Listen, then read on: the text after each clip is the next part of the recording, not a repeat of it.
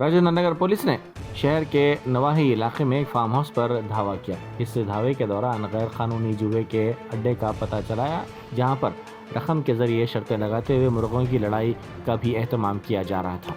धावे के दौरान मजमूई तौर पर 64 अफराद को गिरफ्तार कर लिया गया। पुलिस ने उनके कब्जे से 30 लाख रुपए नकद रकम के अलावा 55 लग्जरी कारें और 86 मुर्ग जब्त कर लिए।